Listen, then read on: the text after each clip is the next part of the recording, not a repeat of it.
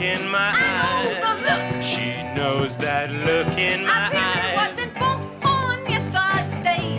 I'm not a little girl, but I know my way around the borderline. Welcome to Night After Night, a podcast about 8 seasons in a row. I'm Mr. Fernandez, and... I'm Chris Wardna. Hi. Hi. We're about to review Sing Sing Sing, one of my favorite episodes of Laverne and Shirley. Written by Deborah Raznick and Rhea Nepis, and directed by Cindy Williams. Our very own Cindy Williams. This is her only directorial effort ever. Mm-hmm. Ever in anything. Ever. Yep. Great entry. And that's the thing, right? Is if you're gonna do it only once, make it sure it is the best entrance and exit you can make. And she does with spades. She's so good. And this is such a good episode. And I love it a lot. But here's what the episode's about. Laverne, still plucking away at her singing career, yearns to sound as beautiful as Shirley does, thanks to lessons Carmine has been giving her. Laverne's attempt at warbling some Al Hibner at Hoot Night empties the room and results in a noise complaint, leaving her miserable. Lenny both gives her a pep talk and convinces her not to quit. They team up with Carmine to try to teach her the ropes, but Laverne's advice doesn't improve, though her confidence rebounds. Because Carmine and Lenny are unwilling to tell Laverne how bad she sounds, Squiggy is forced to intervene and prove to her that a novelty voice is just as good as a balladeer. Elsewhere, Lenny develops a severe crush on waitress Sabrina Bouche, Shirley gets laryngitis, and Rhonda plays the trumpet. What do you think of this one? I see a look in your eyes whenever you talk about this episode. This is one I remember seeing parts of ages ago. It's been almost 3 years since you tweeted, I think. You may have actually posted this like way back, like pre-Twitter for us. And got me to watch this scene, and what sort of convinced me, like, okay, maybe I should start. One of the things that convinced me to give the show a shot. I've been long looking forward to getting the chance to talk about this on the pod, and I love this episode. I also love this episode. There's a great turnaround from last week. I mean, from the beginning where Cindy is just belting out and the duet is adorable. The Shirley Carmine stuff in this is really sweet, and I really wish we had more of it like that. Why couldn't this have been a thing? I mean, even just like as a humble future for them in love, special, understanding, getting each other and moving forward together. Yeah. I mean, oh man. I also just love that Lenny was back to being the Lenny we remember from Milwaukee. This is the first time Lenny really felt like Lenny in this season for me. He kind of feels that way for me too, like in, I don't know, and I guess in Dating Game, in things like that.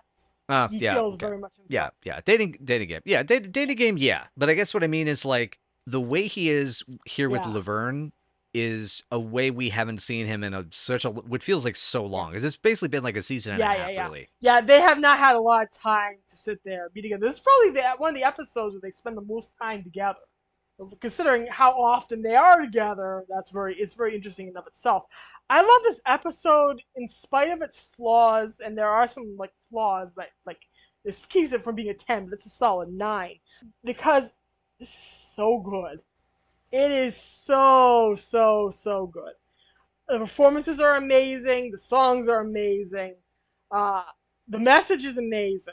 That even if you can't do what you want to do in a certain way, you don't have that love ballad voice, you can still sing in another way and still break through and be popular. Yep. And if not even, it's also just about embracing who you are. Yes. And the thing that's interesting about Laverne, I've mentioned this before when it comes to singing. I've said it about this song for 2 years now, is she should be a punk rocker. She's got this sort of, it is supposed to be this novelty voice for novelty numbers, but she has an edge, and especially because, I mean, the song that her and Michael, that Penny and Michael sing, that Laverne and Lenny do, it's a baudy song. Yeah. I mean, it is innuendo laden. Yeah. It is sexy. Yeah. It's dirty but cute. Yes. And it so perfectly encapsulates sort of the sort of sexual romantic tension between those characters. Yes.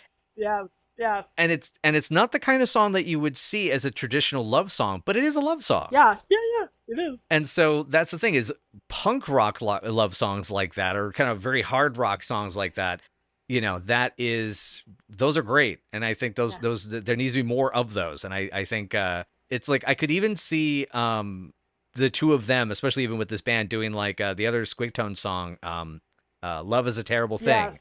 you know, as well. Yeah. And so it's so this whole mess, as you're saying, like the message is really beautiful and wonderful. There's a lot of character stuff. There are definitely some of those weaknesses that hold it back a little bit, but I love that this is a celebratory episode that in some ways kind of helps make up this and the one that's coming afterward, make up for the lack of a talent show this year. Yeah. In a big way. A lot.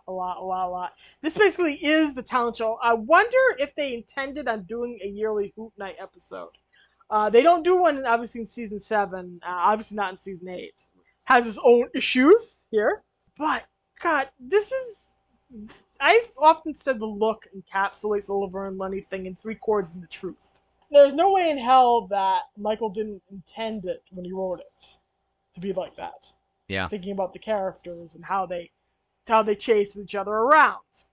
About how he's chasing after her, he wants her, and she is smart enough to play hard to get, so to speak. Yep. That she knows he wants her, and she does not want to go that far with him. It's no game to her. Mm-hmm. I'm not a little girl, but I know my way around a boy like you. I mean, come on. Yeah, and that's got layers of meaning. It's so good. I love it. And Michael McKean is a smart man. He's smart as hell. You know he's doing it on purpose when he's writing those lyrics down. Oh, totally. Yeah. But yeah, and so, you know, I also just like how clean the script feels for this. Like, it doesn't feel like there's any fat. Yeah. Almost to a fault, because that's the thing we're going to get to when we get into the Sabrina Bouche character, is that I like that it's so focused on a goal. Yes. And that's why it feels like the talent show episodes, because of that. So it allows us to focus on things like the songs, like the character moments, like the physicality between characters. It's good. And I think Cindy chose a good one to give her first crack at directing, to be honest. Yeah. It's amazing to me that she never tried again, but it's possible that she just never took to the discipline the way Penny did. Mm-hmm. So, yeah. If you're going to choose to do that, you definitely ought to go out and in on a strong note. Like I said, this is a strong note. Probably the most noticeable thing is how Cindy... I don't know if Cindy directed Michael and Penny to do this, or if Michael and Penny decided to do this because this is the way the characters are. But these two characters touch each other and look at each other in a way that they never have before. Mm-hmm. That kind of becomes a standard, though they rarely get to be in the same room together very much in season 7 and 8. But she is sitting there stroking his arm hair, petting him, and she used to not want to touch him at all. The idea of even being in the same room with him was repulsive. That's development. That's development, man. That is development. And even Lenny with her is like, he's being all nudging and cute with, and it's like, we haven't really seen him like that since last season, where he's like really supportive. Like, this is... I'm not going to let the world bring you down because I believe in you and you've believed in me, and your support of me has inspired me to be, supportive of you. Yeah. And, but yeah, and it's one of those, I mean, we will be disclaiming that obviously, we are very much Lavenny shippers, but I remember I wasn't as hardcore on the ship when I first watched this episode, and when I watched it, it's like, holy crap. Yeah. Like, this feels like it's building to Endgame. Yeah. This is like Parasite's Lost from Futurama, practically. Yeah. It feels like one of those building blocks, like, if the show went longer, it could have gone in this direction. Michael has said that it was possible. It was always possible that the two of them might end up together. Yeah. Should things have played out differently. And I will not blame Michael for leaving in season 8 because he needed to get Spinal Tap in Ether. The universe has proven him correct on his choice there. Yes, absolutely. But it's possible if season 9 had actually happened, and we'll get there at the end of season 8, that, if this would have happened. And honestly, it's the best option that Laverne has at this point. It's going to be the best option she has, even when they introduce the guy that they wanted to be her end game, who who meets a tragic end in real life. Bummer. Yeah, wow. Deeper in. We'll talk a little bit about him in season 7 and a little bit about him in season 8. And Larry Breeding, who plays Mike, the guy who is introduced, and the idea of making him an end game character for he tragically passed away in the middle of season 8. Oh, wow. He was supposed to be in the show a lot more. So, and also, he was in season 7. So, we'll talk about him then. But even then, Lenny is a stronger pick for her. And I don't want to let my shipper glasses cloud everything, but even in a practical sense. Okay, so when we look at the aspects of where, I feel like Lenny and Laverne's goals have become more in the same direction, like the parallel lines, now that they're in California. Yeah. Because we've talked about this before, about, writing these characters, and about, sort of how in earlier episodes when they were younger and they weren't really coming into themselves, they were still coming into themselves. They hadn't really found their footing. Laverne's almost a bit like aimless in a sense. She's going to ride the party train for a while and just figure out, just have adventures. Yeah, because she's an adjuster. Exactly. She's an adjuster, and honestly, whatever comes to her, she's going to just deal with instead of going to pursue things. Shirley's the pursuer, the go-getter. I'm going to get these things and bring them into my life. Laverne is over here saying, well, life is just, a load of crap. I'm going to grab fun when I can get it. And that starts to change through season 6 as we see her ambitions as a singer and as a musician starting to take off. And because of the fact that's part of Lenny's world, and that's part of his world even further with him and Squiggy starting the talent agency, which, which I love how, Squiggy's, portion in this episode begins to show how he actually understands the differences of talent. That just because it's different doesn't mean you have less or more. It's just different. You just have to figure out what your niche is. And that's the thing, though, about Lenny and Laverne, is that they're, and why also just even as a duo in this episode, why they make so much sense, as friends, as, for us, hopefully, to us, hopefully, as romantic partners, but really as a duo, as a collaborative unit, is they are now moving towards that same goal, which they never have in any of these episodes before. Exactly. Yeah. I remain bitter that they never had an episode where he tries to teach her how to play guitar. Yeah. Oh, yeah. That could have been a thing. Mm-hmm. And that's something that would have been fun. I'm disappointed that they never get that. But gosh, this episode is an episode where Lenny's supposed to be in love with this other girl, this unattainable pretty girl, who doesn't pay him attention at all. Yeah. Yeah. And is uncredited, never before seen or since. Yeah, we still don't know who played Sabrina Bouche. She's completely uncredited. She does not speak. Probably that's why she's not credited. So if any of you out there knows who Sabrina Bouche is, please come to us and tell us. We are utterly flummoxed as to who she might be in life. But this is supposed to be about that. It's supposed to be about Laverne getting over her mental blocks when it comes to what kind of singer she should be. And it's supposed to be about Lenny winning the attention of this girl with his talent. Ironically, by singing a song about sex with Laverne, where they have eye sex, and then they end the song by kissing each other on the mouth. It's like, I'm very curious, like I said, about whether Cindy was sitting there or it was Michael and Penny, like I said before, deciding what the body language was going to be. Because the body language is very, I'm into you. Mm-hmm. I like you, I want to touch you. Yeah, I mean, I could have seen the tag scene. It's very plausible. The tag scene for this episode could have been Sabrina blowing off Lenny, or even saying, wow, you're really talented, sort of thinking like, well, see ya, thinking like, wow, you did a good show. And even Sabrina even saying, I really liked your girlfriend up there. She was great. And then that's when it kind of clicks and and yeah, you and your girlfriend are so good. There's that version of it, and it's very easy. The two of them could just kiss and they look at each other and they keep kissing even though Sabrina's clamoring down there for Lenny's attention. Mm-hmm. The easy peasy way to get around this is right there. Yeah. Sabrina is very much a storyline dental dam that keeps the juices of Laverne and Lenny flowing into the main storyline. Yeah. I've said this before and I'll say it again.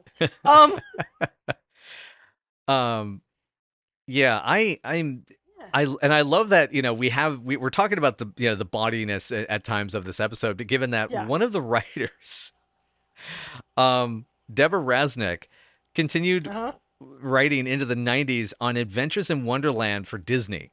and did some of the writing for Sing Me a Story with Belle. She did Disney Channel work. Yeah, I love that. I love that, considering how raunchy this. Well, it's not. It's raunchy to a degree. Mm-hmm. Much of the raunch comes from Penny and Michael's performances and Michael's lyrics there, which we know Michael's ribald. Yeah. We know it's ribald.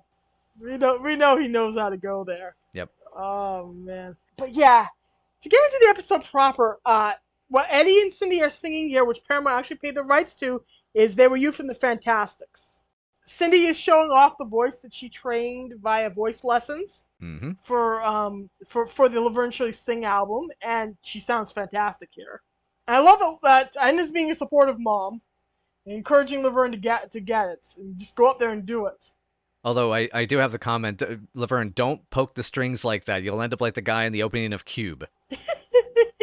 You don't want to look like a pile of French fries. Gory French fries. The actor, whoever the actor is in the front row who plays the guy who really loves Al Hibler, he grabs the key light and he holds on to it. He's hilarious. Yep, I love that. I love him. He's so enthusiastic, and then he is so horrified when she hits that high note. Mm-hmm. And he runs for the door. All that's great. Poor Edna explaining everything to the cops. Laverne's sheepishness.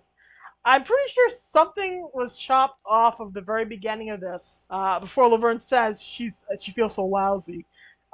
In the original version of the episode, Squiggy drags Lenny into the room because he's making him miserable because he's mooning over Sabrina.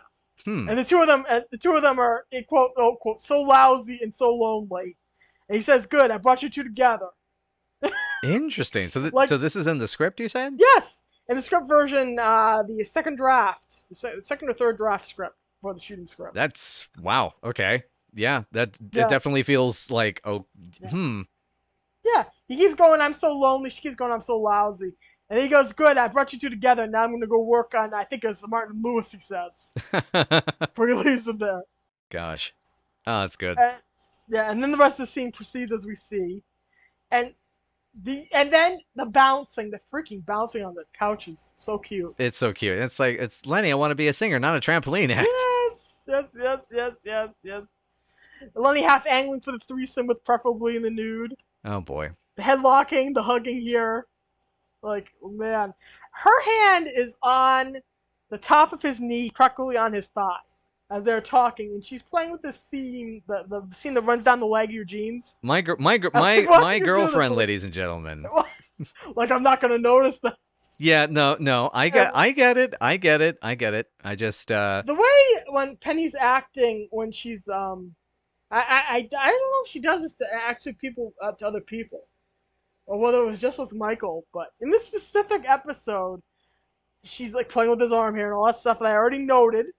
But here she's poking, along the arm around his knee, and just about an inch above his kneecap, and there's a level of intimacy, emotional intimacy, that has always lingered between these two characters. That's deepened as the show's gone on, but now it's turning into a level of physical intimacy and comfort. True. Yeah, And, that is hard to argue. As much as people will say, "Oh, we're being shippy little fools here," but it's her hands are all over him. It's hard to like. Yeah. Like I said, I don't know whose acting choices these are, but if they didn't want it to come off that way, Cindy could have said, "No, do this." Mm-hmm. They probably thought about it, but Yeah. The way that's set up, though, it's like like I said, this is a huge development. This is a new level for these two, especially considering about 5-6 episodos ago you had Rhoda Burbank. Oh God. Where she definitely did not want him to touch her. Yep. And that now here she's playing with his arm hair.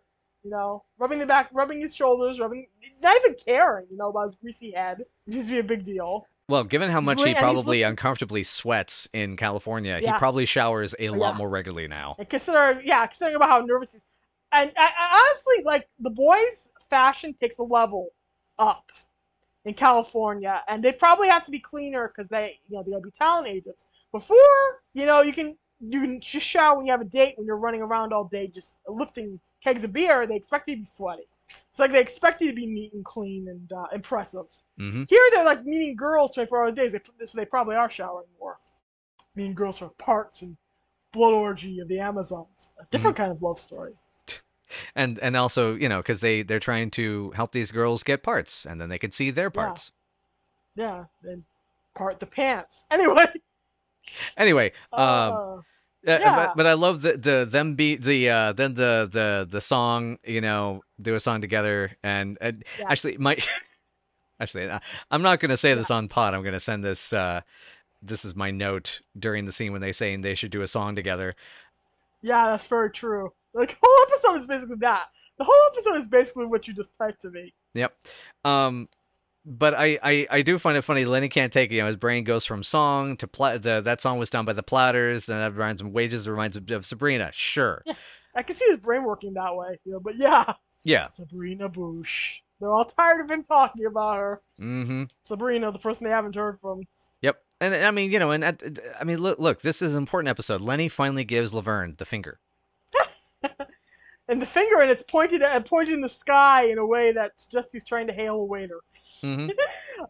The patented singing finger stick, Mm-hmm. which he tries to poke her with, and then he does poke her with and gives it to her. Yep. Uses Does it help for her hit the high encouragement. notes. It works. And his facial. I love his facial expressions. They're just such a treasure Yeah. in that moment. Yeah. The chemistry is Yeah. just on fire. Yeah. Insane on fire. And even Eddie is great here. Carmine's trying his darndest. Oh yeah. But he's just listening to the songs being butchered. And he has no idea what to do. Yeah, he does finally find the perfect number, but then Yeah. it's an instrumental, and his grin, God, that shit-eating grin. I know. I actually mentioned that. I specifically mentioned that. Cheesy grin. Is what I noted. It's really great. Carmine, this is an instrumental. It's so good. Everything about this scene works and flows so well. I can picture them as teenagers singing below. Oh my God, yes, yeah, oh yeah. When the Squig tones were Absolutely. first starting to try to figure things out, and Yeah. It's very much a Sylvie and Mickey tune on one hand, but also it's very Ike and Tina. yeah, I could see that. Kind of, you could tell of the musical influences on the song. And it's so obviously so good. But you can picture it being something the two of them sang as teenagers bopping around, enjoying themselves. And ultimately, they're sitting there. Lenny has blue baseball shirt, which I love. Yeah, I was waiting for you to bring that up. And she pretty much blatantly says to him, why are we going to sing this duet? So you can win Sabrina's attention? It's really weird. And then they do it anyway. Yep. At Lenny's behest, which says a lot. Mm-hmm. I love that. But so the two of them are floundering for what they're going to do. And then there is a major scene that's chopped out here. When Laverne's going up the stairs.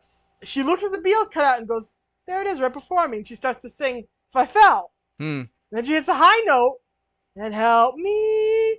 And then the cutout falls off the wall and then down. Oh man. That is on the Nick and Night cut. Eventually, someday, I will send it over because, yeah, that's right in there. Man, I want to see that. That sounds cute. That's a cute little Okay. bit of because when you have the if you're gonna do the gag of the person can't sing well, you gotta have something break. You gotta. Yeah. So the big night arrives very quickly. There's no fat in this episode. Yeah, as said, There's like no fat. it's in this lean episode. as hell. Just bam, bam, bam, Oh, yeah. done. Yeah. So Laverne and Lenny are sitting over on the counter Mhm. together. Yeah, the Side by host the hostess counter. Yeah. Yep, sitting on the hostess counter, side by side, and they are enjoying Frank's comedy routine, which is terrible. Mm-hmm. The whole audience just cuts them off, and then we get Rhonda and Edna killing it. Oh my God. Betty Garrett, y'all. Betty Garrett. Betty freaking Garrett, y'all. It's so good. That is a great note to go out on for her for the season. Like I'm just so glad they had yeah. one more killer Edna bit. I mean, there's another one coming up next episode, but oh God. Yeah. And Leslie Yeah. on the trumpet. Yes. Holy Yeah. smokes. Yeah. Didn't know she could play it, did you? I did not. And that is one of her skills. That's genuinely her playing. She plays it again in season 8. She can genuinely play the trumpet. That's one of the skills that she must have written down on the little index card for Gary and the writers.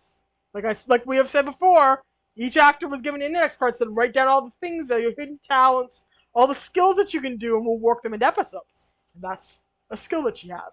She can play the trumpet. That's pretty cool. I wonder if she was in marching band. I bet she was in marching band. I could see it. Yeah. Yeah. And I love the whole the upstaging and it's very again Muppet like comedy the way they interact with each other. Yeah, it's really Muppety. It is. It's in the best ways. And the two of them somehow harmonizing yet obviously upstaging each other, as you said. This works for the song. It's so perfect. It's so perfect. And Rhonda also, I will add that Rhonda isn't like trying to be mean. She's doing her part of the act, and she's not interfering. So there's another step up for her.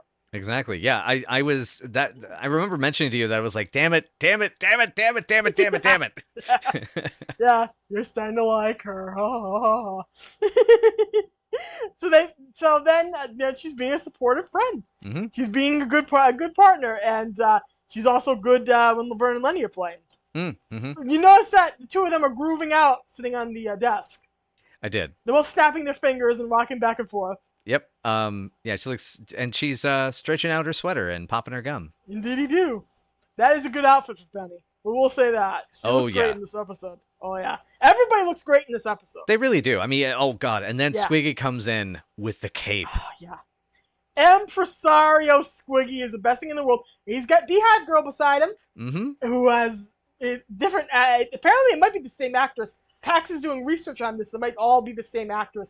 Who ended up being an extra in Happy Days. Oh, nice. And she was brought in to play Squiggy's steady. Nice. And she looks great with that yeah. beehive and with that nude makeup. Yep. And the frosted dress. makeup. Yeah, the frosted makeup and the green dress. It's the kind of Anna Biller level camp that I just love for Squig to be around. Yes. And she looks like the kind of person who would go out with him. Mm-hmm. And they both look marvelous, and it is wonderful. In 10 years from now, they're going to be going to John Waters and H.G. Lewis double features together. I absolutely can picture him being a part of the Dream Factory. Yep. There's no way Squiggy wouldn't be a friend of John Waters at some point. Yep. Because, I mean, can you now just imagine Squiggy saying, "Get more out of life. Go to a fucked up movie." Oh, yeah. We make fucked up movies and we're proud of it. Yep. Oh, man. Hail Satan. Hail. It's like, listen, I've already given up on the man upstairs and I've decided to go for the man downstairs. Amazing. Anyway, before we jump too far ahead, though, Lenny going clonk. Yeah. Poor baby. Poor baby. My note on that is poor baby, too, and honey. He tries so hard. He tries so hard to get the words out and to get her attention, and he can't. And he's just like, he's just stuck in his own morass of horror. Yep. And Laverne grabs her up and she snuggles him. She's literally snuggling him into her side. Mm-hmm. Which is kind of like, at that point, it's like, this is not helping. This is not being wingman for him, Laverne. Yeah. This is your man now. Yeah. And then she puts her hand over his hand that's over his face. Yeah, I did see that. Like, it's both so sweet and so dumb. And he's leaning into her sideways. And he manages to pre-applaud for Laverne even though he's distracted by Sabrina's presence. Mm-hmm. And then Carmine enters, too. Tries desperately not to be rude about Laverne singing. Mm-hmm. The new and improved Laverne DeFazio. Yeah, new and improved. I love how Frank tries to believe in Laverne. I don't think he'll ever not believe in Laverne. That's what I've noticed this season is I think he's begun to believe in her in a way that's really special, you know? Yeah. Beyond just squirt out babies and get married. Yeah. In the reverse order, once upon a time. But yeah. And she makes some guy a terrific wife. Try to sell her. Or a really fun date. And it's like, come on, Pop, come on, don't beg. Don't beg. I absolutely adore the fact Squiggy is both being mean, blunt, and caring in this entire section of the episode. It is, yeah. It's the most him, and it's him in a way that does not flanderize or flatten him into just being, cold or cruel or sarcastic. Mm-hmm. He has those elements, but in the end, he's loving. He cares about Laverne. He doesn't want to upset her. He just wants to guide her to something she can do well. Exactly. And for Squiggy, that's also an improvement. Yeah, and it's character-wise. I think it's what is interesting is that there's the for him it is that he knows if she goes out there and fails, it will be crueler basically, if she's allowed to fail on that type of scale and scope, it's more cruel than to just tear her down and say, listen, you got to change your act. You got to reorient where you go. And as artists, we have the dream of what we want to do and then the reality of what we actually are good at. Yeah. One of the struggles being an artist is figuring out, can you overcome those obstacles to be the type of artist making the art you want to do? Because sometimes you can, and unfortunately some of us can't. And I mean, as much as I would love to make, films that go on to win Oscars and big blockbusters and stuff like that, the truth is the way that blockbusters are made is a form of filmmaking that is completely soulless, and I absolutely fucking hate it. And when it comes to making Oscar bait pictures, it requires a certain degree of smug pretentiousness, which I would hate. It's a game of politics. And so with Laverne, here it's a case of her actual skill. It's like she's great with the novelty numbers. Yes. And she has so much heart, but because of the fact she has so much heart, I love his Big Bopper analogy. Comparison. Yeah, the comparison, right? That because he's Hello, baby. Yeah. You can still do love songs. You just do novelty love songs, which is what I was mean. Exactly. Like it's punk rock love songs. Yes, exactly. Absolutely 100%. I love that he finds a way to say, this is what you're good at. Go for this. Mm-hmm. Get the thing. Do the thing. Which I think is beautiful. Yep. It's really beautiful. David gets a lot of great lines. Some of these were in the script. Some of these may have been improv or maybe introduced later. Like, don't you think it's too cruel? Don't you think it's too cruel to have her sing in front of people while they're eating? Yeah. Oh yeah. Great. Yeah, she's going to sing tonight. She's going to sing in public. Yeah. Does the public know about this? The public know about this. What I have to tell you, Laverne, has no boundary of sex or gender. Yes. Oh, it's so great. They're dueling yoo-hoos, and that whole scene's fabulous. Yeah, the Marco Polo bit. Yeah, and all of his cape work. My God. Yes, my God. They use that cape to the nth degree. From her blowing her nose into it, to hiding behind it, to hiding underneath it. But Lenny gave me this, which is kind of a feather for confidence. Mm-hmm. Squiggy literally grabbing her and carrying her. Who knew that David could pick Penny up too? That's pretty nuts. I like it. It's a hefty motherless child. Hefty motherless child. You can totally pick her up and drag her out. So pretty much everybody in this cast can pick up everybody else in this cast, which is very interesting. It's like one of those rare sitcoms where this is not a speculation that fans have. This is a fact. You can watch them do it on screen. And I love his high pitched. Just a minute, I'm fixing my bodice. Oh God. Oh great. Oh, the bodice line is one of my favorites. I have actually used that line before. When somebody's knocked on the bathroom door. Oh my gosh. I'm fixing my bodice. Oh, that's so cute. I could totally see you doing that. I love you. Oh, you do. Oh God. There's so many good this is like dating game, and that there's so many good rapid fire lines in the scene that you should really watch the scene. Just watch the whole episode anyway. But there's so much great stuff. And sing your love songs, the heartless commode. Mm-hmm. It's so great. Oh yeah, go out there and be your novelty self and entertain tens of people. Kill the person doesn't go. Yeah. My mom loved that. David Lander, y'all, just nailing it to the wall. God, it's just nailing it hardcore to the wall, and just knowing what he's got and going for it. Absolutely. Beautiful. Marvelous.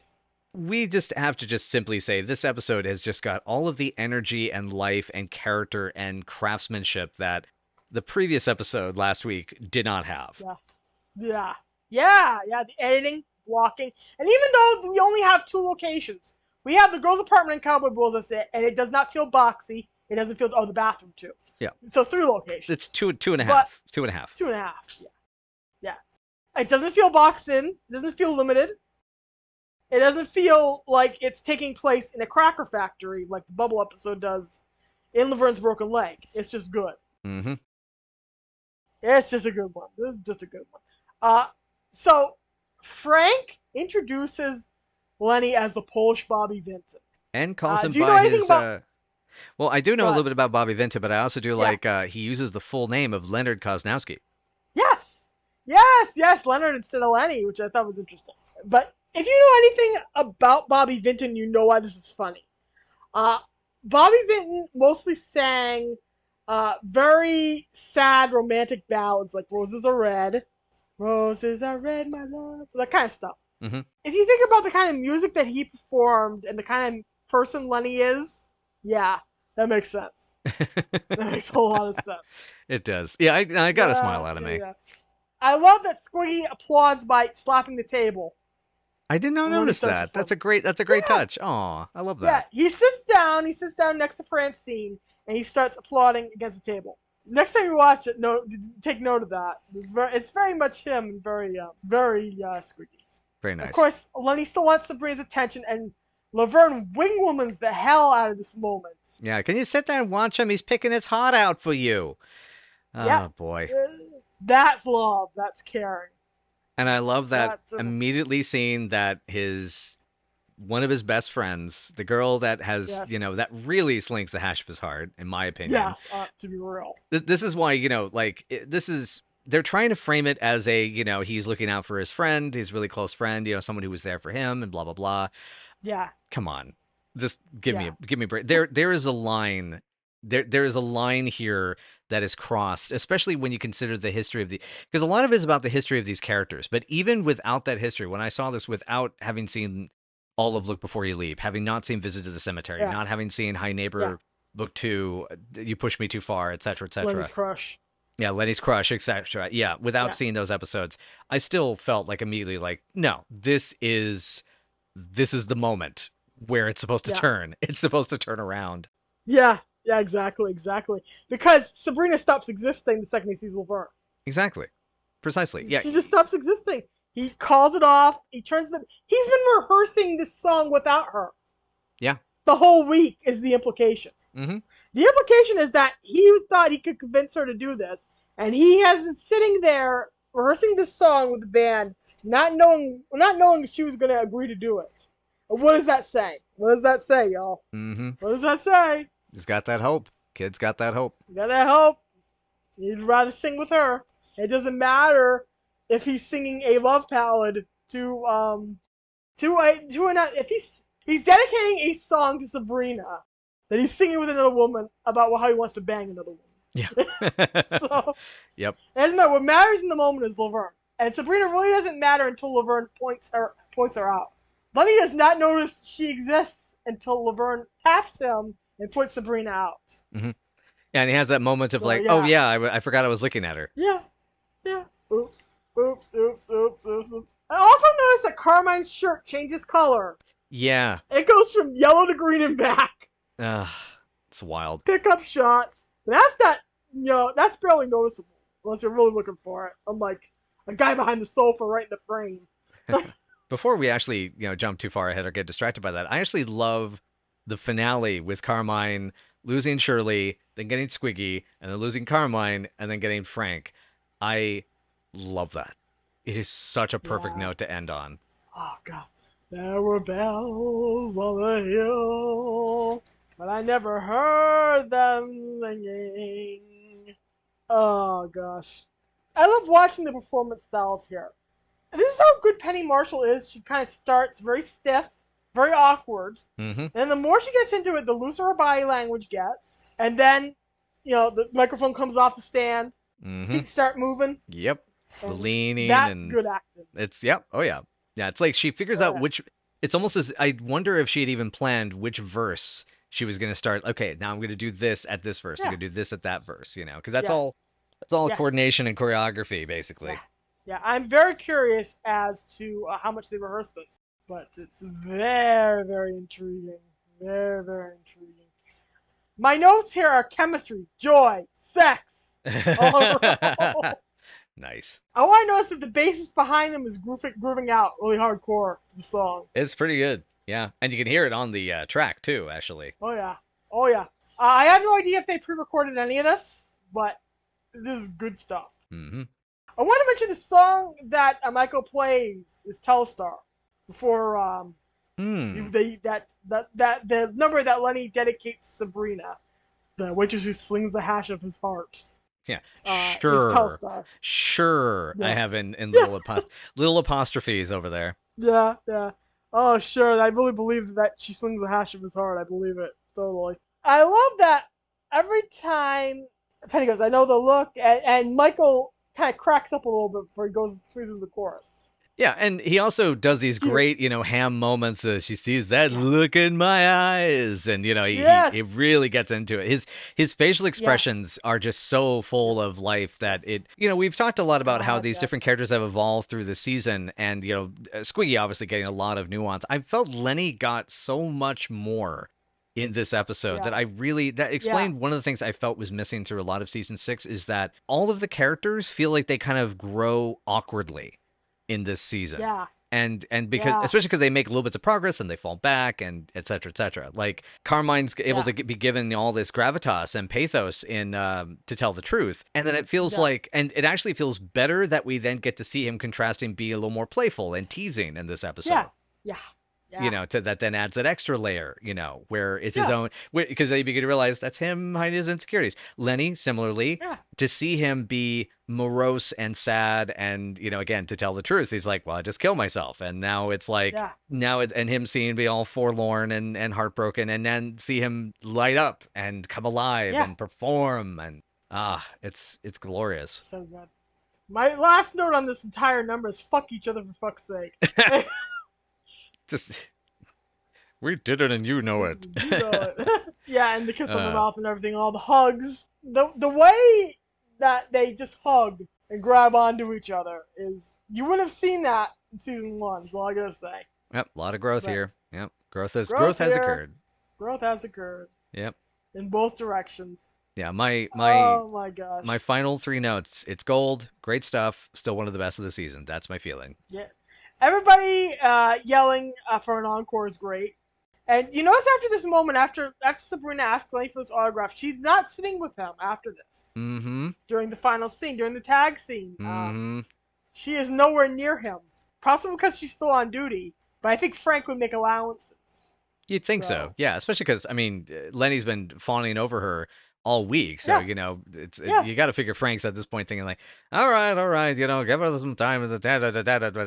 And also Frank, despite all his grouchiness, is still a romantic at heart. He is going to be one of those guys that's going to be like, if you don't got room for love, then something's wrong with you. Yeah, I can actually hear him saying that. But you don't got love, there's something wrong with you. So also, Sabrina's only into Lenny when we sing with another woman. Maybe she's a Mormon. But David and Eddie and Phil really kill it. They genuinely kill it. And Francine in the audience genuinely being moved by Squiggy and all being all starry-eyed over him is really great. Laverne sinking down in her seat in humiliation. All of it terrific. All of it wonderful. My last note is I love this fucking episode. Nice. Oh god. Yeah. So I think we're at rank it done. I think we are. Solid 9.5. I would 9.5, 9.5. 9.9. No, 9.8. 9.8. The only thing that keeps this episode from being really perfect to me is Sabrina's very existence. She needed to be more of a character.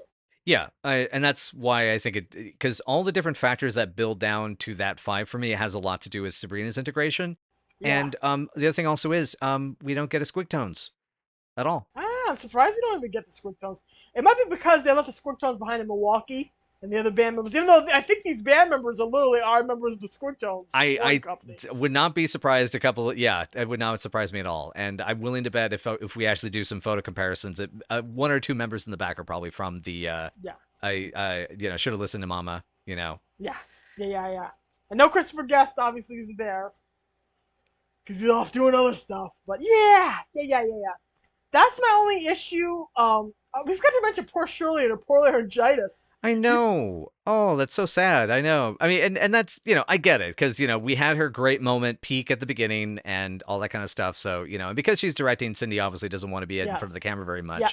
But, Yep. That was handled really well. I thought that worked really well. Mm-hmm. So, that they could have done that very poorly and it wouldn't have worked. Yeah, but here it does. It totally does. It do real well. All right, cool. Yeah, watch this one. It's not perfect, but watch it. very close to perfect. It's close to perfect. It's really good. This would be if we haven't done a watch along that's a specific Lavenny watch along on Twitter yet. As of this recording, Yeah. I have a suspicion this will be a next year birthday request then. Yeah. Yep. Yep. But Yep. in any case, though, we hope that you guys give it a look, and all you folks out there on the interwebs, give it a look and you enjoy it. Yes. Thank you, Ringo Starr. That's it. That's all. That's all. Diva. That's all, folks. All right, now a quick word from our sponsor. Then we will get back to the preamble of what's coming up next, and some other little bit of ticket things. But yeah, and now for a word from our sponsors. All right. Well, thank you again, everyone, so much for joining us for Night After Night. And if you would like to see that look in our eyes, you can find us at Night After Night PC or Night After Night Pod on most of the different places you can find us. Night After Night PC is our Twitter. I just realized I forgot to mention. I'm in a hurry about this. And, but yeah, so you can find us at Night After Night Pod on Facebook, Tumblr, WordPress, Patreon, and wherever good podcasts can be found. And we want to give a special thanks to Anchor as well as our patrons that are out there. We thank you so much for your support. And we would also like to remind you that if you would like to get an episode a week early, you can give us $10 a month on Patreon, or if you like it a day early, you can give us $5 a month on Patreon, which would be really great to support the channel, especially because we have some other projects we would like to do for the channel as we wrap up when we get to wrapping up season 8, and it would help us with offsetting some of the costs of that. In any case, my darling lady love Lisa, for some reason, I'm getting like a Chucky vibe off the next episode. What's going on? Well, that's because it might involve children in them playing. Shirley's dream of theatrical success runs afoul of Squiggy's inability to deliver a clear message. With a Broadway producer watching their every step, can the girls salvage Shirley's play and make it to the big leagues? This is child's play. All right. Well, hopefully there's no homicidal dolls or, if there is going to be a homicidal doll, hopefully it looks like Jennifer Tilly. Now, y'all, remember, if you see the look in someone's eyes, stick your tongue in their mouth. Bye, y'all. Tell you about the birds and the bees and the flowers and the trees and the moon up above.